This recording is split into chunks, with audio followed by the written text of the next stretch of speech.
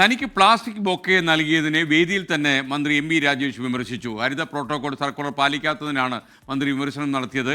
പാലക്കാട് കുത്തന്നൂർ ഗ്രാമപഞ്ചായത്തിലെ പരിപാടിക്കിടെയായിരുന്നു ഈ സംഭവം നടന്നത്. ഇവിടെ കൊണ്ടുവന്ന് ബൊക്കെ നിരോധിച്ച പ്ലാസ്റ്റിക് കൊണ്ട് കൊണ്ടുവരാണ്. നിരോധിച്ച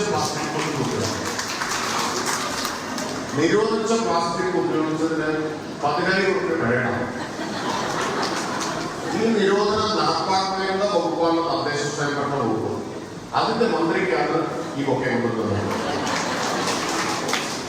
അതൊക്കെ സർക്കാർ പറയുന്ന കാര്യങ്ങളെന്നും ചില ആളുകൾ തലയിലെത്തുന്നില്ല. ഈ ഉത്തരവുകളൊക്കെ ഒന്ന് വായിച്ചു നോക്കണം. തദ്ദേശ വകുപ്പിൽ ഒരു ഉത്തരവ് ഇറക്കിയിട്ടുണ്ട്. വകുപ്പിന്റെ പരിപാടികളിൽ അതിഥികൾക്ക് ഒന്നുകിൽ പുസ്തകം കൊടുക്കാം, അതല്ലെങ്കിൽ ബഡ് സ്കൂളിലെ കുട്ടികളുടെ അവിടെ സദസ്സിൽ നിന്ന് പലരും പറയുന്നുണ്ട്. അവർക്കറിയാം.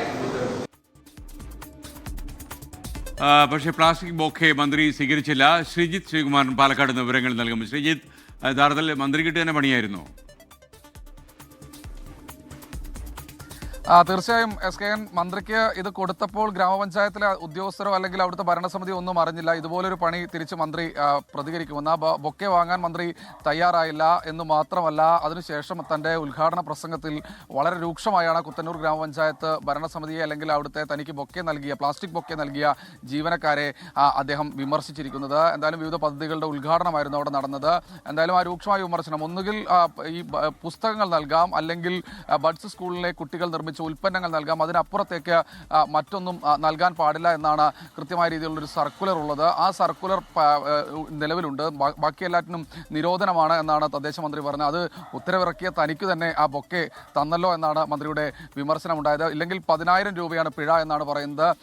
ഇതിനു മുൻപ് തന്നെ പത്തനംതിട്ടയിലെ ഒരു പ്രമുഖ CPIM നേതാവിൻ്റെ വിവാഹ ചടങ്ങിൽ മകളുടെ വിവാഹ ചടങ്ങിൽ പങ്കെടുത്ത് അവിടെ ചെറിയ കുപ്പി വെള്ളം വെച്ചതിന് പിഴയിടുമെന്ന് പറഞ്ഞ് രൂക്ഷമായി വിമർശിച്ച മന്ത്രിയാണ് MB രാജേഷ്. എന്തായാലും രൂക്ഷമായ വിമർശനമായിരുന്നു. വിമർശനം എന്തായാലും ആ കൂടിയിരുന്ന ആളുകൾക്കൊക്കെ ബോധിച്ചു എന്ന് തോന്നുന്നു. അതാണ് ആ കയ്യടി തെളിയിക്കുന്നത്. SKN.